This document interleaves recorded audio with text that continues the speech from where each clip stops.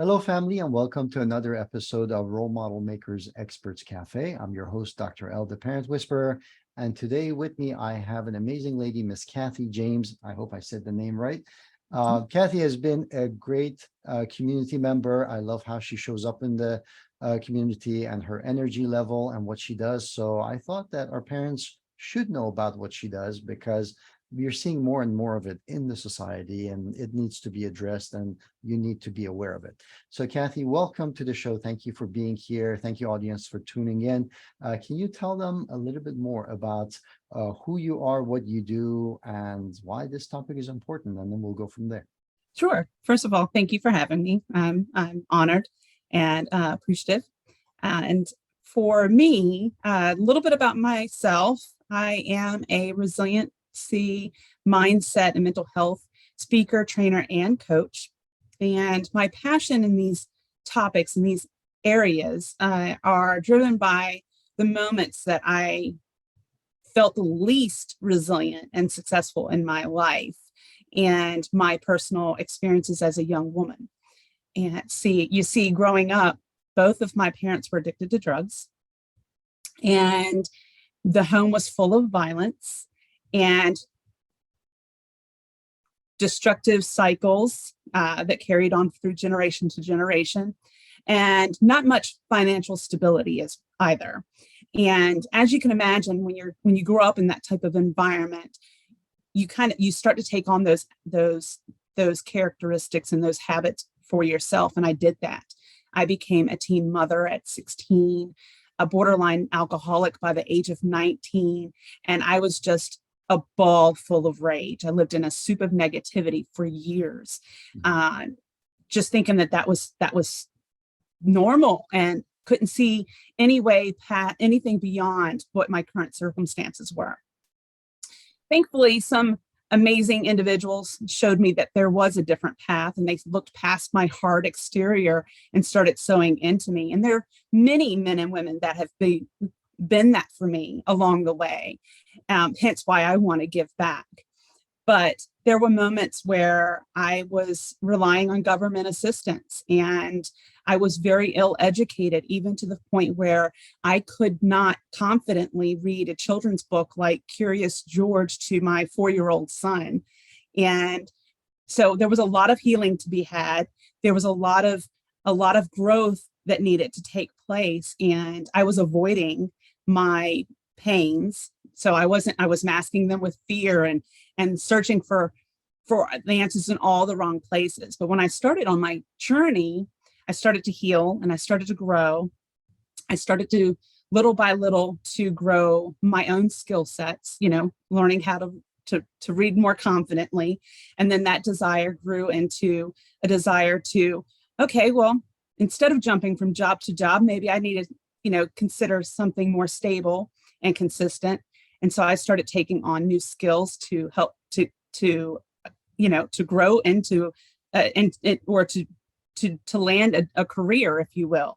And so I've come through so much, and I've succeeded in so much since those early days, 25 years ago now, but so it's my passion to help someone else to become resilient and persevere through adversity, and to reach their highest potential as well, and to help them to reach their personal and professional goals. Awesome. Kathy, that was an amazing story. Thank you so much for sharing it and being vulnerable in expressing it. You brought up a couple of good points there. One of them is the fact that when you go through that experience, not as a child, but as an adult, but then if you have children, it's Yes. impacting them, right? So Yes. so that's one part of it, that it's impacting it, whether you recognize it or not. The children are being influenced by it and they're learning from it, and they could be, replicating actually some of the behaviors that could be destructive in the first place. The Right. second part is when you talk about resilience, is something that I'm seeing that kids, both internally, like literally neurologically and physically, but also externally, socially, and emotionally, all of those things, they're becoming more fragile. that they, like when we talk about school shootings, Yeah. when we talk about things that would causes kids to break down, um, I'm not saying that bullying is good, or I'm not Right. standing for that, but at the same time, we need to have the resilience to stand up to bullying, not only as adults and saving and protecting our kids and their environment, uh, really and virtually, but also for the kids to be resilient enough to be able to weather those kind of adversities and things like that as well. And I'm not seeing that, which is concerning. So given those challenges, what are some of the things that you are seeing when people are turning to you for answers and support? Right. So I'd like to touch on the bullying one for one quick second, because this is a huge topic for me, because I was bullied at home as well as in school, and no one recognized the warning signs of my mental health state at that time. And so I'm huge on spreading awareness. So it's because I became a bully because of my surroundings, and because of the things that that I couldn't control. Bullying was something that I could control. And I was labeled as a bad kid. I wasn't able to get the early intervention that I probably needed because I was labeled that bad kid. And the warning signs of my mental health state and the condition at home went unnoticed. And so that's huge for me. And I'm starting to see a lot more organizations and individuals, to speak up and to advocate for mental health, as well as, the youth of today, and including, those thinking about the behaviors that as the warning signs, because that's the language of trauma, right? It's Right. there. We're going to show how we're feeling before we speak it. Right. So it's we could go on for hours on just the bullying piece. So I appreciate you bringing that up. But as far as those that I come to work with, and my coaching, or if I'm speaking to an audience, a lot of times it's those folks that are feeling overwhelmed because of adversity, or because of the workplace environment, or they're spinning their wheels and they're feeling like they're not getting anywhere, they're not gaining any traction. Maybe it's because they're focusing in all the areas that aren't giving them that true return on investment within their lives that they're seeking. Right. Or maybe they just need somebody to help them to get to that next actionable step, right? Or maybe they're avoiding, like I did. There's many ways that someone might come to work with me, or to ask me to, to share with their group, if you will. But a lot of the times it's because they're wanting to get to that next level, and they just need a little bit of a motivational, support, and some experience to help back them to get to that next level. I call it an entourage, Yeah. I've got, my Girl Fight is the first organization that I started. And it was because I used to fight so much when I was younger. I was the bully. Right. And today I fight for my happiness and for the happiness of others. Right. So it's called My Girl Fight. But, so the whole theme of championship, so I think of it like an entourage, these purposeful relationships that help us to get to that next level, whatever it is. It might be weight loss, it might be our relationships, it might be our career, it might be becoming an entrepreneur. Right. So. You started mentioning this, and let's dive a little bit deeper into the fact that before we say it, you start acting it, right? Yes. And this journey that eventually is going to require the entourage at some point has a start point. Yes. So that start point, what is that start point? What are some of the red flags that, whether you're as a parent for yourself or for your kids, you should watch out for, look at, and say, this requires Kathy's touch, basically. And then Right. So there's several things there, right? So it's from a perspective of a mental health warning signs there. If we're talking about youth, we're talking about sudden changes, drastic changes in their mood. We're not talking about the normal teenager mood swings, right? We're talking about there's there's a shift there. There's something unhealthy there. It's consistent, maybe. It's not just a off day. Right. Something along the lines of their talk. We need to be very careful of not just dismissing the words that they say, saying I'm depressed, or I'm, unbearable pain, or talks of suicide, or, deep sadness, aggressive behaviors, I wasn't going to school crying. Right. I was going to school aggressive. I was going to school at first to defend myself. And then I became the very bully that I used to loathe, and so I took on an aggressive behavior, and it it was noticed, but in all the wrong ways. No one said, is everything okay? Is there something that I can help with? I think that recognizing the early warning signs, even with our activities, a drastic drop in activity level, suddenly not wanting to be around our friends or family members. My sons used to hide away in their rooms all the time as normal teenagers. They're spending time with their friends, don't want to spend time with my mom. We have to understand that there are moments where they're going to do that as teenagers, but then there's the unhealthy side of things. They're sleeping too much, or they're not sleeping at all, stomach pains, things to that effect. And I'd be happy to go through more of these. And I even have a PDF that I could share. I didn't share in this particular moment, but I'm happy to send it to you for after the fact, Dr. L. The youth, what about the adults? The adults. So the adults, if you think about some of the same symptoms, right? Extreme fatigue, muscle tension, a lot of muscle tension, and continuously feeling unhealthy, and just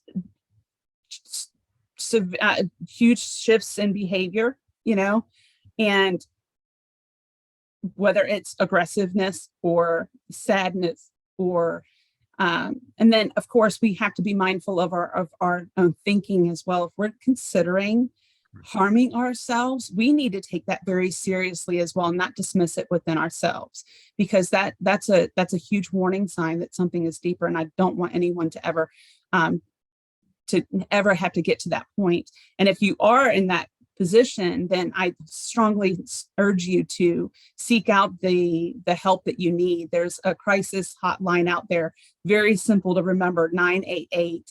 It's the suicide crisis and mental distress hotline, and it's 24/7 call and text. So it's very vital, even if you don't have someone that you can confide in, that you confide in someone, right, and that you seek out the help that you need. I'm not a counselor by any means, but I am a huge supporter of mental health because of my own personal journeys. I've been there. I've been in those moments where I felt like giving up, and thankfully I didn't. And some amazing individuals intervened into my life, and I want to be that for someone else. Awesome. I appreciate it, and thank you for doing that.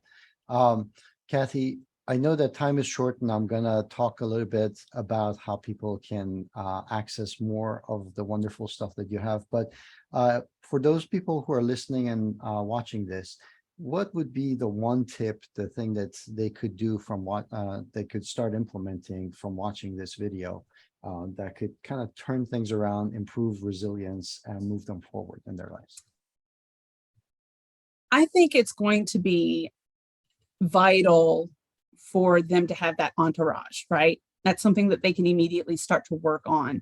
And if you think about mentors and coaches, they're very much like our corner men and our corner women, right? Or our sparring partners. You need that network.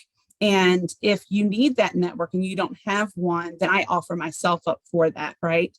And I think that having that network will help you to identify the barriers that you have already, and will help you to get the resources and the tools and the backing that you need to get to that level that you desire, right? And if for whatever reason and this is something new that I've decided that I wanted to do this year. If for whatever reason you can't afford it, I'll do it for free. And just because I'm so passionate about seeing someone to succeed that I give that freely, because I know where I've come from, Right. and I want to see it gives me joy to see someone else to succeed. Absolutely. Yeah, it truly is amazing what you can do when you connect to people. And if Mhm. you know how to connect to people, it's the differences between barely surviving and fully thriving in your life. So Right. it's very important. So first of all, Kathy has shared a lot of the information, many gifts and many programs and the ways to contact. But do you mind telling us what would be a good way for our audience members to connect with you and look for more support? Absolutely. I can be reached at kathyjames.org or hello@kathyjames.org if you want to email me. But Okay. kathyjames.org will get you to all of my links. And that's Kathy Um, with a K for our audience. yes. Yep. Listen, KATHYJAMES.org. awesome. But all right. So guys, I'm going to put the information in the description box. So make sure that you check it out. Make sure that you connect. That exercise is not only good for us to connect, but also it role models the behavior for our children. It teaches them that in life, we don't always have answers, but there are always people willing to listen, willing to support. And we need to take the opportunity to reach out and connect and ask for help. Huge lesson to be learned from that practice, and to role model that behavior is significant for parents and kids. So Absolutely. that being said, if you haven't already done so, make sure that you also click subscribe so you get notified of experts like Kathy that come on this channel, share their expertise, and bring about their gifts and their experience to you. And Kathy, once again, thank you so much for being here and sharing your wisdom and your Yes. passion. Any final words for our audience members before we finish today? I would like to say that I've got a motto. So, it goes like this: if I can win my fight with the odds stacked against me, so can you. And I say that because we all have something in our past and our current circumstances, and we need to know, we need to be inspired by someone else. And I've been through tons, right? And I truly believe that if I can succeed with the odds stacked against me from my past or even childhood, then someone else can as well. And I'm just thrilled to be able to help someone and inspire someone to be able to reach for their goals and to be successful in that. Well said. Thank you, Kathy. I appreciate it. Thank you guys for tuning in. Until next time, cheers. Thank you. Bye.